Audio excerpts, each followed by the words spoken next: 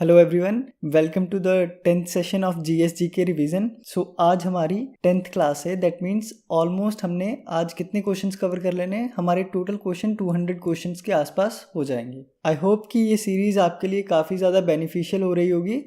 चलिए चलते हैं आज के पहले क्वेश्चन पे। What is the chemical name of given Chowk? Again ये क्वेश्चन साइंस का है और साइंस की ही NCERT बेस्ड क्वेश्चन है। Answer is calcium carbonate. Calcium carbonate की कई फॉर्म्स जो है NCERT में दे रखी हैं, उनमें से एक फॉर्म उन्होंने चौक लिखा था। लाइमस्टोन भी कैल्शियम कार्बोनेट की ही फॉर्म है। सो NCERT बेस्ड क्वेश्चन है, सिंपल सा आंसर था। Next question is article 29 of the constitution of India grants which of the following rights? So option देखते हैं। First one is protection in respect of conviction of offences, article number 20। Traffic in human beings, ये 23 में given है। 23 protection of interest of minorities, article number 29। Prohibition of taxes on religious grounds, article number 28। So answer होगा option C. So again polity का एक बिल्कुल simple question. अगर तो exam में ये क्वेश्चन भी गलत कर दिया फिर तो बुरे ही हाल है। अगला क्वेश्चन देखते हैं। What is the chemical formula of ozone? इससे सिंपल क्या ही क्वेश्चन आ सकता है। तो ऐसा नहीं है कि एग्जाम में सभी डिफिकल्ट क्वेश्चन ही आते हैं। रिमेंबर, एग्जामिनर बहुत ध्यान से एग्जाम डालते हैं। उन्हें पता है कि एग्जाम में वो स्टूडेंट्स भी बैठते हैं जो सेल्फ स्टडी करते हैं। तो क्वेश्चन पेपर कुछ ऐसे प्रिपेयर किया जाता है कि सबके लिए एक फेयर चांस ऑफ पासिंग हो। सो केमिकल फार्मूला ऑफ ओजोन क्या होगा? O3। नेक्स्ट क्वेश्चन पे मूव ऑन करते हैं। Nainital lake is situated in the state of? Nainital lake एक टूरिज्म प्लेस भी बन चुका है, आजकल तो रील्स में भी काफी वायरल रहता है। आंसर क्या होगा? Devbhoomi, Uttarakhand. Next is what of the given below devices converts chemical energy to electrical energy? Transformer ऐसे कुछ चेंजेस करता ही नहीं है, वो वोल्टेज अप डाउन करता है। बैटरी इसका करेक्ट आंसर है। मैं एलिमिनेशन टेक्निक की एक चीज़ दिखा देता हूँ। इलेक्ट्रिक जनरेटर हमें पता है कि ये मैकेनिकल को चेंज करता है इलेक्ट्रिकल में, और व्हील भी अगेन मैकेनिकल को चेंज कर सकता है अगर उसे इलेक्ट्रिसिटी प्रोड्यूस करने में यूज़ करे। सो केमिकल एनर्जी यहाँ पे डायरेक्टली आंसर क्या आ जाएगा? Battery. Who fought Ahmad Shah Abdali at the third battle of Panipat? History का क्वेश्चन। अब पानीपत की लड़ाई तो हमारे लिए इंपॉर्टेंट ही है, सो मैं सभी कंपाइल कर देता हूँ। 1526 में फर्स्ट पानीपत हुई। पानीपत फर्स्ट किसके बीच में हुई? बाबर वर्सेस इब्राहिम लोदी। और जीता कौन? बाबर। अगेन 1556 में पानीपत सेकेंड हुई, वो ही अकबर वर्सेस एक हिंदू राजा था हेमू, और उसमें जीता कौन? अकबर। अकबर के एक मेंटोर का नाम याद रखना, बैरम खान, वो लीड कर रहे थे, बैरम खान। उसके बाद थर्ड पानीपत हुई 1761 में, पानीपत थर्ड। पानीपत 3 में लड़ते हैं मराठास। कौन लड़ते हैं? मराठास वर्सेस अहमद शाह अब्दाली। अनफॉर्चुनेटली ये लड़ाई जीत जाता है अहमद शाह अब्दाली। मराठास का डाउनफॉल का रीजन ही पानीपत था, तो आंसर क्या होगा? मराठास। मूव ऑन करते हैं नेक्स्ट क्वेश्चन पे। What are stars primarily made of? Stars primarily किससे बने होते हैं? अब मुझे ठीक से याद नहीं है कि ये साइंस NCERT से या फिर ज्योग्राफी NCERT से, लेकिन आई नो ये NCERT से ही है क्वेश्चन। आंसर क्या होगा? Hydrogen and helium. डायरेक्ट एक स्टेटमेंट उठा रखी है NCERT की। देखते हैं अगला question. On which date was the partition of India announced?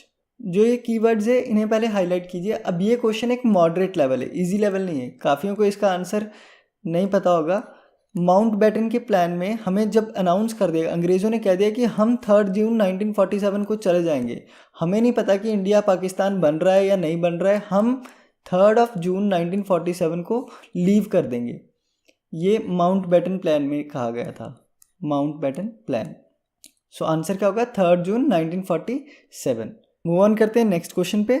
Mac cafe is अब लास्ट कुछ सालों में हर एक के कंप्यूटर या लैपटॉप में ये होता ही था, ये साइबर सिक्योरिटी से डील करता है ना। सो आंसर क्या होगा? Antivirus software. अब ये ऐसे क्वेश्चन है कि जो शायद आपने किसी बुक में नहीं पढ़े होंगे, लेकिन फिर भी आपको नॉलेज है तो ठीक है, हो जाएगा आंसर ठीक। अगला क्वेश्चन देखते हैं। What does ATM stand for? What does ATM stand for? Answer क्या होगा? Automated teller machine. अब इतने इजी क्वेश्चन तो आने चाहिए। Next is who conferred the title of Gurudev on Rabindranath Tagore. Rabindranath Tagore को गुरुदेव का टाइटल किन्होंने दिया था? अब ये हिस्ट्री का क्वेश्चन है और एक अच्छा क्वेश्चन है, मॉडरेट टाइप का क्वेश्चन है। Answer is Mahatma Gandhi. एक दो चीज़ें क्लियर करते हैं यहाँ पे। महात्मा गांधी को महात्मा का टाइटल रविंद्रनाथ टैगोर जी ने दिया था। सो याद रखना, रविंद्रनाथ टैगोर जी को महात्मा गांधी ने गुरुदेव का टाइटल दिया और रविंद्रनाथ टैगोर जी ने महात्मा गांधी को महात्मा का टाइटल दिया था। मूव ऑन करते हैं नेक्स्ट क्वेश्चन पे। Which of the following is called the queen of Arabian sea? Mumbai, Thiruvananthapuram, Kochi या Surat? Answer is Kochi. Actually Kochi पहली बार पोर्तुगीज की कॉलोनी बना। जो पोर्तुगीज की एंट्री होती है वो फर्स्ट टाइम केरला के कोचीन की साइड ही होती है, तो ये यहीं से आना स्टार्ट हुए, इसीलिए इसे कहते हैं the queen of Arabian sea. Move on करते हैं नेक्स्ट क्वेश्चन पे।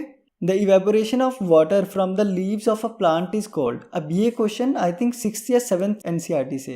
Evaporation of water from leaves of a plant, तो इवेपोरेशन तो आंसर हो नहीं सकता, पर्सपिरेशन भी नहीं हो सकता और रेस्पिरेशन भी नहीं हो सकता। आंसर क्या है? ट्रांसपिरेशन। जब पेड़ की पत्तियों से इवेपोरेशन होती है उसे हम ट्रांसपिरेशन कहते हैं। चलिए मूव ऑन करते हैं नेक्स्ट क्वेश्चन पे। The famous Sanchi stupa was commission by.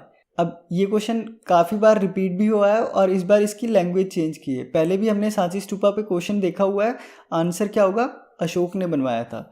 Sanchi stupa है कौन सी स्टेट में? Present day it is in Madhya Pradesh state. चलिए अगला क्वेश्चन देखते हैं। अगला क्वेश्चन है the capital of Nagaland is. मैंने इससे पहले भी एक क्लास में आपसे कहा था कि सर नॉर्थ ईस्ट बहुत इंपॉर्टेंट है। नॉर्थ ईस्ट की सभी स्टेट्स याद होनी चाहिए और उनकी capital. Assam, Arunachal Pradesh, Nagaland, Manipur and Mizoram.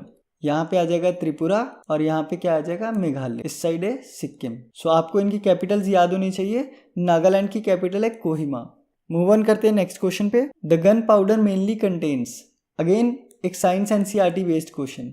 Answer is potassium nitrate. Next question देखते हैं। In which Indian state the Nanda Devi peak is located. Nanda Devi highest peak है उत्तराखंड की। जिन्होंने मुझसे ज्योग्राफी पढ़ रखी है उनके लिए तो ये बेहद इजी होगा। हमने पूरे इंडिया की पीक्स याद की थी ना स्टेट वाइज। अगला क्वेश्चन है the Ajanta cave paintings are testimony to the golden age of dash in India. History का one of the most important topic. पहले आंसर देखते हैं। आंसर है गुप्ता डायनेस्टी। रिमेंबर जो अजंता केव्स है वो औरंगाबाद महाराष्ट्र में है और ये जो पेंटिंग्स है ये बुद्धिज्म की थीम पर है। Buddhism theme. और ये कौन सी गोल्डन एज? गुप्ता डायनेस्टी को दिखाते हैं। अगर क्वेश्चन आएगा कि गोल्डन एज कौन सी डायनेस्टी की थी तो वो भी आंसर क्या होगा? गुप्ता डायनेस्टी। मूव ऑन करते हैं नेक्स्ट क्वेश्चन पे। If panchayat is dissolved elections are to be held within. देखिए ज़्यादातर जब लेजिस्लेटिव बॉडीज डिसॉल्व होती हैं, भंग हो जाती हैं, तो उनके जो भी अगले इलेक्शन है वो 6 months में हो जाने चाहिए। फॉर एग्जाम्पल सपोज कीजिए प्रेसिडेंट के ऑफिस वैकेंट हो जाता है। वैकेंट की कौन सी कंडीशंस रहती हैं? Death, impeachment and resignation. अगर बाय चांस वैकेंट हो जाता है तो प्रेसिडेंट के इलेक्शन भी कितने मंथ में होने चाहिए? 6 months में। एक और क्वेश्चन आता है पंचायत में से। पंचायत DPSP में आर्टिकल नंबर 40 में गिवन है, आर्टिकल 40 ऑफ DPSP। और एक कमेटी याद रखना पंचायत से रिलेटेड, बलवंत राय मेहता कमेटी। इवन और भी हैं, अशोक मेहता कमेटी वो भी हैं, लेकिन फिलहाल के लिए बलवंत राय मेहता याद रखना। चलिए अगले क्वेश्चन पे चलते हैं। Next is which of the following is the mascot of Indian railways. ये आपने कहीं ना कहीं स्टेशन पे शायद देख रखा होगा, भोलू द एलिफेंट। एक एलिफेंट हाथ में एक ग्रीन सिग्नल लैंप लेके खड़ा रहता है, ग्रीन सिग्नल लैंप। और ये मैस्कट बनाया किसने था? नेशनल इंस्टीट्यूट ऑफ डिज़ाइन, उन्होंने ये मैस्कट बनाया था। चलिए आज की क्लास ख़त्म होती है। मैं बार बार आपसे कह रहा हूँ कि प्लीज़ NCERTs रिवाइज कर लीजिए। अगर आप चाहते हैं कि NCERTs पे वीडियोस बना दे तो आप कमेंट कर सकते हैं, हम NCERTs पे वीडियोस बना देंगे। वीडियो अच्छी लगी हो तो वीडियो को लाइक ज़रूर करना और वीडियो अपने दोस्तों के साथ शेयर कर देना। Thank you.